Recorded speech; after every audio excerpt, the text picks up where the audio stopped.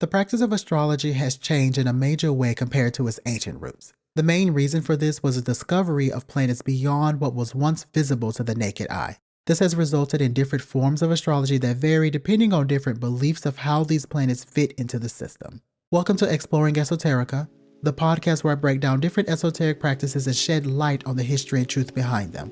In this episode, we'll explore a few differences between traditional astrology and its modern version with these outer planets.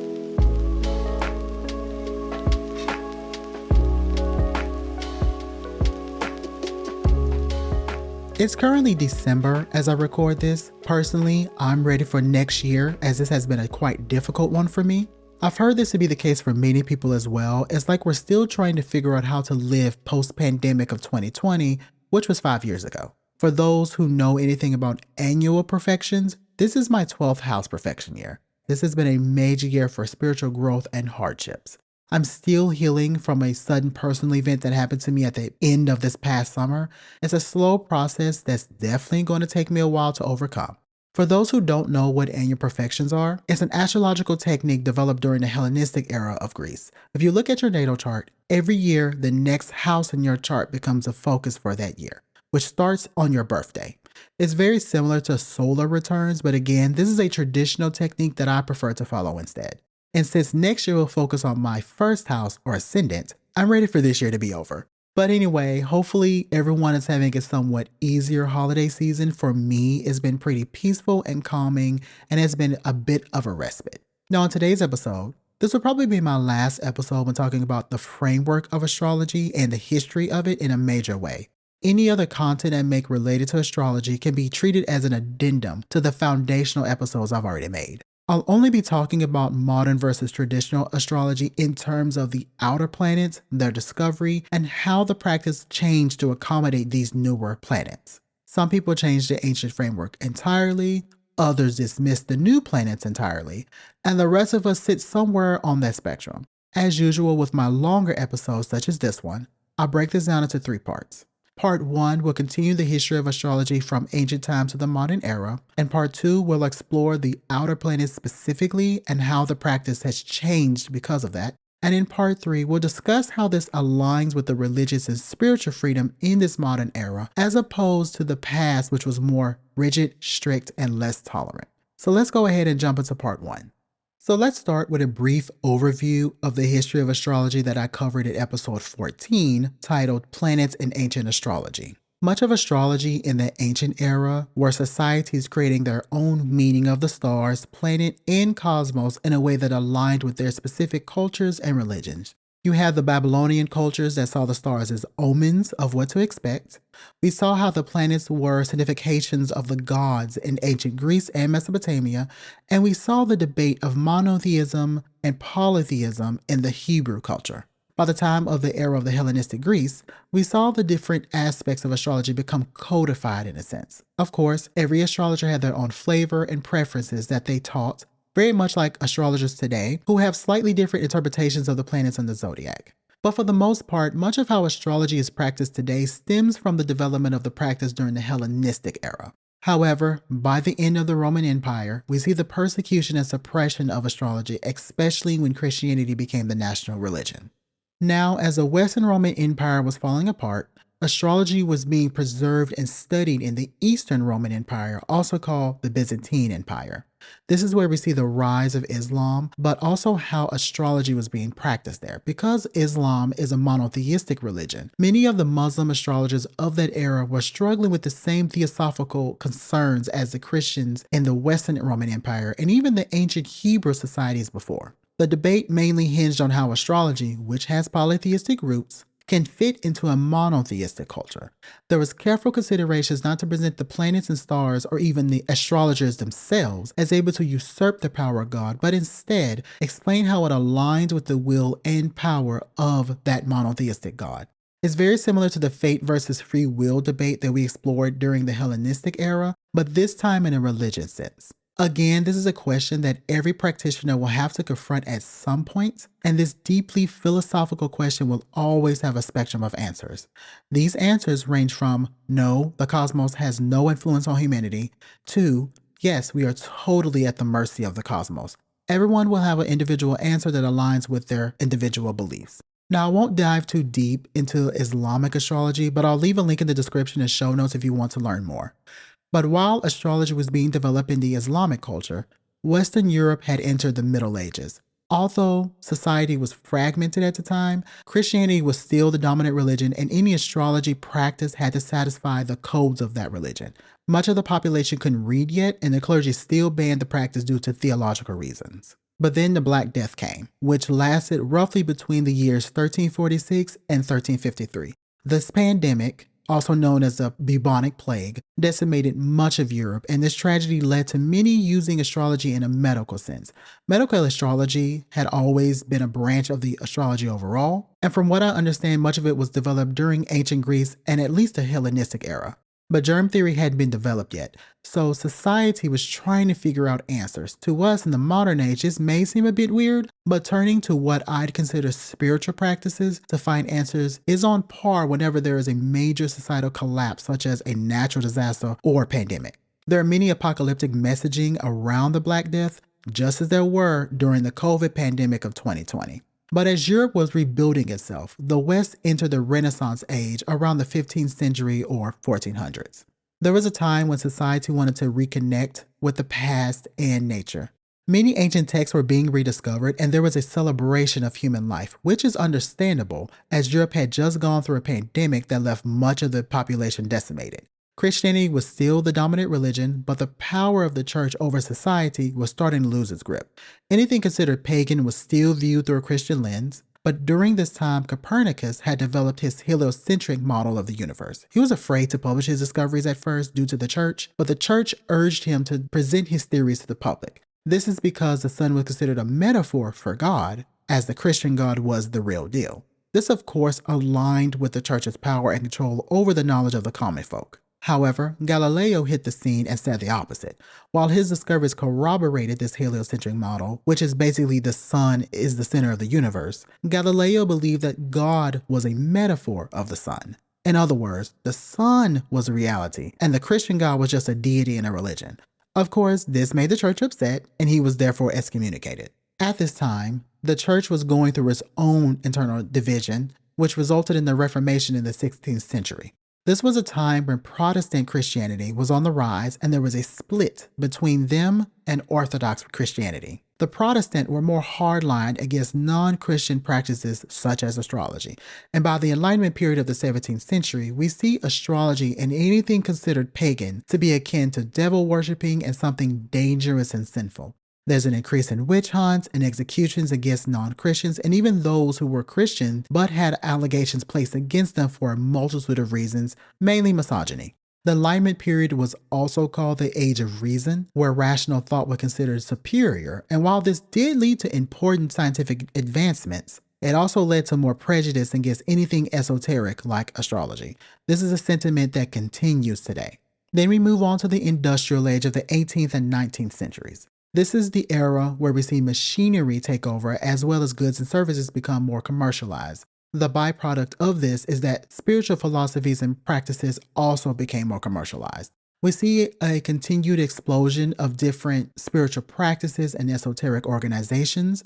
This began for the most part in the Enlightenment period, where you had a lot of groups form around the ancient philosophy of Hermeticism, for instance, which to my novice understanding is related to Neoplatonism. We'll get to all of that sometime in this podcast. But the main thing during this time is that we saw the division between high astrology and low astrology. High astrology refers to the practice in terms of theosophical understanding and what was used in esoteric groups. There was a religious vibe to astrology and what that meant in terms of the human psyche, God, and what was considered the ultimate truth. Again, this is related to Neoplatonism and the search for whatever was considered divine and absolute. However, low astrology is what was used by the common folk. Think of the horoscopes you see online or in magazines and newspaper columns, which became popular in later centuries. Those aren't so philosophical or even religious focused. There's a lot more simplicity to that. We see a boom in almanacs being sold, which are just planetary alignments that are used to predict certain outcomes and situations that may occur. Almanacs being produced started right when the printing press took off in Europe, but again, the Enlightenment industrial periods is when we see them become more popular with the common masses. When Campion surveys the industrial age in his second book, we come across the terms modernity and modernism. Modernity just refers to the material science and mass industrialization that occurs in a given time frame, which was very much part of the industrial age. Modernism is the ideology that we can create a better future by rejecting modernity and finding liberation from it. There were many groups that were formed around the idea that we can reach some type of utopia or even nirvana by rejecting modernity. It sounds in line with ancient philosophies like Neoplatonism and Gnosticism, both of which I plan on talking about at some point. But again, even with those philosophies, the idea was that the material world was somehow flawed, and you needed to practice some type of religious and spiritual work so that you could escape from this drab existence of the physical world. I do have to iterate, however, that modernism wasn't just about leaving this world, but reconnecting with nature. So there was a romantic vibe to it, as this idea was very much part of the Renaissance era, reconnecting with nature. By the 20th century, the idea of modernism was taken a bit further by the New Age thought movement, which focused more on personal development instead of spiritual growth like the previous eras. By this time, the control that the church had over society diminished, and there was a lot more spiritual and religious freedom that people could finally enjoy. Sun sign horoscopes and publications became more mainstream, although they were already popular in the previous centuries due to the almanacs. But now we see them in mass market publications like magazines. But while there were more religious, spiritual, and theosophical freedoms at this point, it wasn't without controversy and skepticism. In fact, as I was reading the last few chapters in Campion's book, I realized that human beings have always been like this. There was a group called the Committee for the Scientific Investigation of Claims of the Paranormal that was hell-bent on trying to debunk what is still described as pseudoscience. This is a sentiment that is still around today, which I'll talk about in just a second. But just like the witch hunts of the earlier eras, this committee was nothing more than a group of people trying to control the flow of public knowledge. This committee was so focused on power and control that they would tamper the evidence and results on their investigations just so the information would align with their own biases. Thankfully, when the scandal came to light, many people disregarded the group and it disbanded.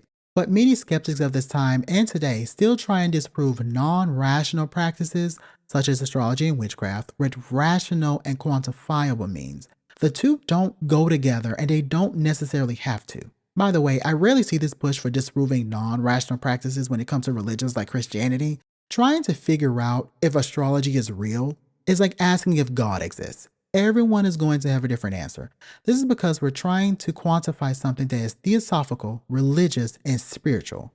These are not the same as trying to prove gravity exists or a math equation. It's just people trying to prove that their perspective on life should be the correct one and everyone else's is wrong. And that brings us to the 21st century, which I would call the age of information. Everyone has a personal computer and smartphone with information always on the edge of their fingertips. And yet, people are still trying to control the flow of information. In the epilogue of his book, Campion describes a situation where some colleagues were basically attacked for entertaining the thought of studying astrology and even adjacent subjects. Again, another hangover from the Enlightenment period, fundamentalist Christian attitudes, and the witch hunts. And let's not forget the rise of Christian fascism that is rampant in our government as I record this. Not to end this section on a sour note, but again, humans and society seem to have always been this way, and history is just repeating itself in many ways, not just with this topic. But again, this is just an overview of the history of astrology in the different eras from beginning of humanity until the present century. If you want more details, I highly recommend checking out my resources, specifically Campion's second volume on this topic. You can also find links to join my monthly newsletter and get a deeper insight of my journey through these esoteric topics, as well as donate to this podcast to support my work. But with all that said, let's go on to part 2 and talk about modern versus traditional astrology and how that deals with the outer planets.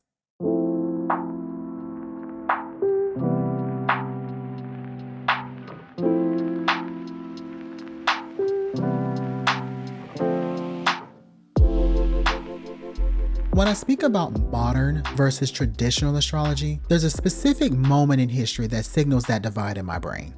During the Enlightenment period of the 17th century, there was a lot of scientific advancements taking place. Telescopes were becoming more powerful, and we were able to observe the universe in a way that our ancestors were not able to. Astrology was developed around what we could see with our eyes and not the use of powerful telescopes. During this time, Galileo had discovered moons around the planet Jupiter, and while this was an important discovery, it didn't shift our understanding of the universe as much as when we discovered the first planet past the orbit of Saturn.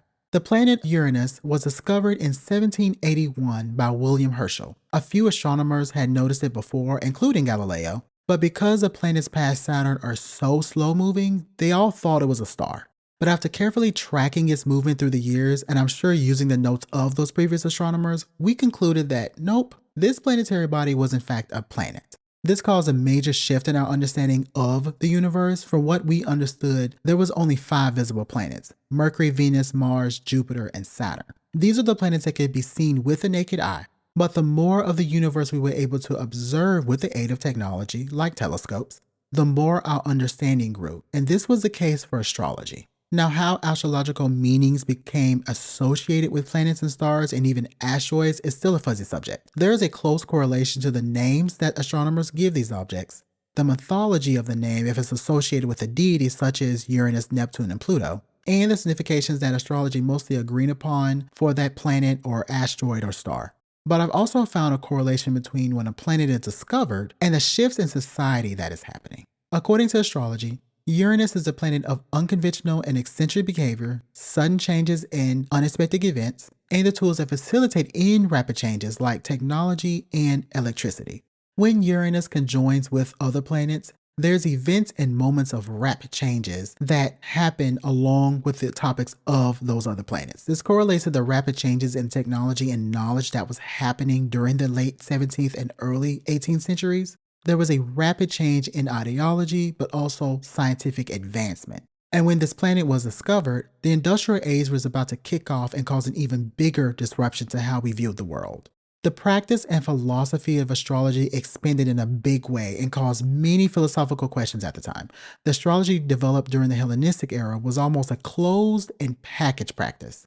We understood the mythology associated with each planet, the correlation between the planets and the zodiac, and how those can correspond to each person's natal chart depending on what time and day they were born. But this packaged system didn't account for extra planets in the sky. Astrologers had to figure out where this new planet could fit into the system. Of course, there were many debates and opinions, which is still the case of today.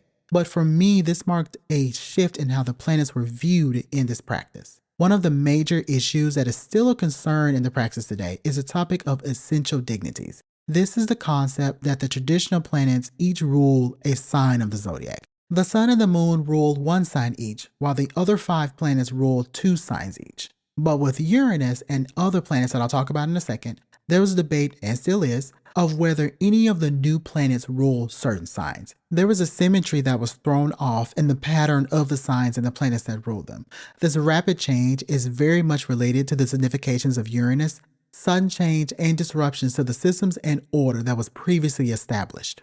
However, when we speed up to the 19th century, we have another planet that is discovered. Neptune was discovered in 1846 by 3 astronomers that to this day are still debated among who deserves credit for its discovery. Those 3 astronomers were Johann Galle, Urbain Le Verrier, and John Couch Adams. Apologies for any mispronunciation as I don't speak French. Not only was the 19th century a time of industrialization, it was also a time that continued the different esoteric movements and organizations that formed because of it. While the 18th century was about the rational thought and varying philosophical movements, think the Enlightenment period, the 19th century, the Industrial Age, took that step further into a more practical sense. Techniques like mesmerism and animal magnetism took off, which is better understood as a precursor to hypnosis, and what would lead to the development of psychology in the following century. Techniques such as this was a way to explore what we could not readily see. In other words, it was a way to discover how our minds work and what is considered abstract and extrasensory. There were investigations and demonstrations of those who claimed to be clairvoyant, for example. All of this falls in line with the significations associated with the planet Neptune. Neptune is a planet of intuition, abstract thoughts, dreams, and imagination. It represents what feels nebulous and formless. It's notions like extrasensory perceptions, like intuition, that can feel like illusions and alternate realities. The light side of Neptune can be intuition, creativity, spirituality, and being able to imagine different possibilities that may seem unreal and limitless. However, the shadow side can be illusions untethered from reality, addictions, and escapism. So, as we can see, the interest in spiritualism, extrasensory perceptions, and alternate realities shares a correlation with the discovery of this planet. But back to the discovery. The search of the planet started because the orbit of Uranus seemed to be off, as if another object was pulling on it. Galileo had actually discovered it before, but much like Uranus, he thought it was a star. Each of the three astronomers I mentioned earlier investigated this phenomenon for answers and figured some planetary body was involved. Leverrier predicted its position and urged Gale to do further calculations. Adams did his own independent calculations for the planet as well. Eventually, all three discovered the planet and its orbit, but this sparked international debates between who deserved credit, as Leverrier is French, Adams was British, and Gale was German. Eventually, an international consensus decided that Leverrier and Adams deserved credit. I don't know what happened to Gale, he wasn't mentioned. But this is still contested to this day, particularly with Adams' claim. I personally think that all three deserve credit, but that's what happened. This sense of confusion and trying to discern boundaries and the facts is part of the symbolism of Neptune, and it's something I find fascinating when comparing world events with the discovery of the planet. The last outer planet I want to discuss that's still a big part of astrology today is Pluto. This planet was discovered in 1930 by Clyde Tombaugh. Sorry for mispronunciation. It was actually observed years earlier by a team of astronomers led by Percival Lowell, but the images were faint and not recognized for what they were. The Lowell Observatory is the same one that Tombaugh worked when he found the planet, but this was decades after Lowell had passed away. Now, by this time, there had been plenty of asteroids discovered, including the Minor Planet series, but Pluto was the first one that was considered an actual planet by this time. I know it's been downgraded to a minor planet now, we'll get to that controversy in just a second. As with Uranus and Neptune, astrologers had to figure out how this new planet would fit into the framework of astrology and whether we should keep the same framework as traditional astrology or change it altogether. I'll get to that major change that is still contested today among practitioners in a minute, so put a pin in that as well. But let's think about the timing of Pluto's discovery. This was in 1930, which was right between the two world wars. In astrology, Pluto is a planet of intensity and transformation on a deep level. This can lead to societal revolutions, both for good and evil. There's a transformation of societal systems from the inside out. It is shocking, yet illuminating, destructive, and deconstructive. In the 1930s, fascism was on the rise. Remember, World War II started in 1939, roughly. Psychology was being developed and expanded. Carl Jung was developing his type of astrology that would be used in typology systems such as the MBTI or Myers-Briggs system that breaks down personalities into 16 types. The Great Depression had started in 1929, causing a major shift in economy. So there was a major transformations going on in the world at this time, which again is indicative of the significations of Pluto in astrology.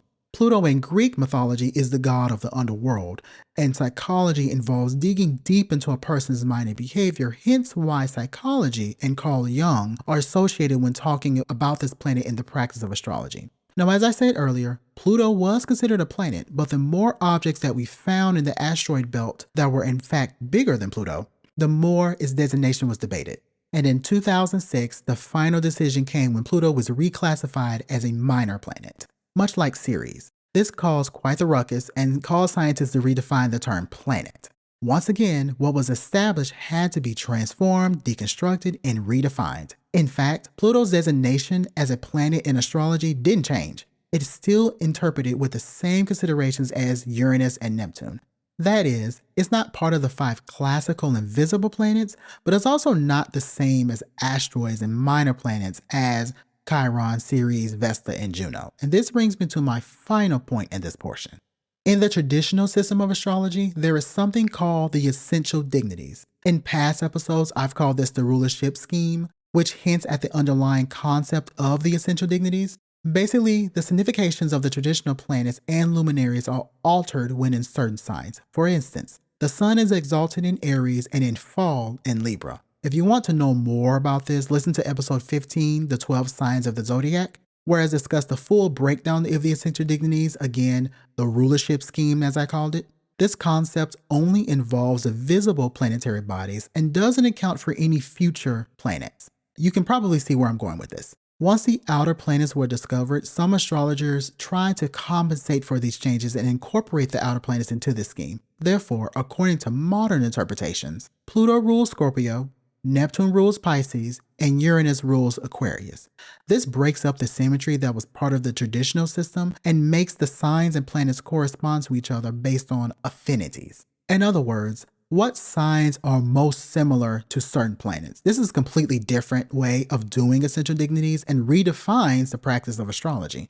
It's worth saying that many of the astrologers I've studied while doing research into this topic reject this idea and continue to practice what was established during the Hellenistic era. The essential dignities only include the sun, moon, and 5 visible planets, while the outer planets and asteroids are just additional influences in an astrological chart. In other words, Jupiter rules Pisces, Mars rules Scorpio, and Saturn rules Aquarius, while the outer planets do not rule any of the signs and are not part of the essential dignities or rulership scheme. These are still important planets in a chart though. And this brings me to my last point. When we look at the outer planets in relation to the traditional planets in astrology, we can see a demarcation. Saturn is a planet that separates the visible world with the alternate reality. Even Jupiter, the planet of expansion and growth, is still within the confines established by Saturn. All of the traditional planets correspond to our current reality and the way society is now. Uranus, Neptune, and Pluto correspond to possibilities and disruptions beyond those confines. Yes, the disruptions can feel shocking and even dangerous, but they can also reveal possibilities to better systems we live in and bring further harmony in a radical way. Let me explain this ideology further in part 3.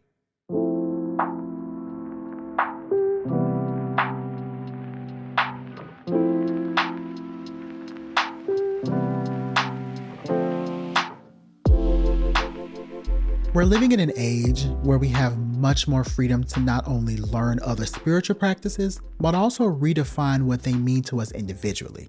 Now, of course, there are certain practices that are closed in order to protect the culture they're part of, but most ancient and esoteric beliefs and practices are being modified to fit the modern society. Astrology is one of those practices.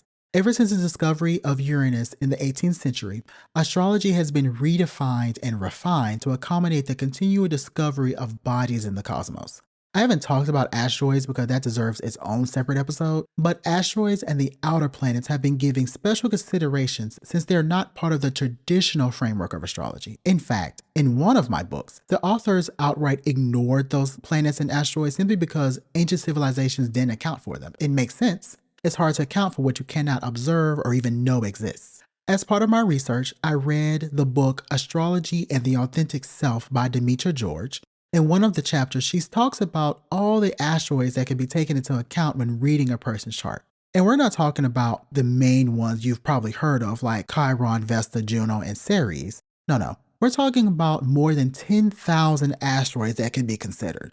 If you thought astrology was a vast practice, the asteroids expands this even further. And this is my personal opinion. At some point, a practitioner has to know where that endpoint is for them. Demetra doesn't consider all of the asteroids, just ones that seem relevant and important in an individual's chart. I tend to ignore asteroids altogether at this point. If I make an episode about the asteroids, I'll definitely only be talking about the 4 ones I just mentioned, because for me, any more than that simply becomes too much. However, this goes back to that spiritual freedom I mentioned. Astrology is not a closed practice and can be combined with other spiritual practices in religion. We've seen how monotheistic religions such as Islam, Judaism, and Christianity modified the practice in a way that fit with their beliefs. We're seeing the acceptance and popularity of astrology and even witchcraft despite the ridicule from academia and fear-mongering from mostly orthodox and fundamentalist religious circles. Maybe one day these groups won't have such a strong political hold on society and culture.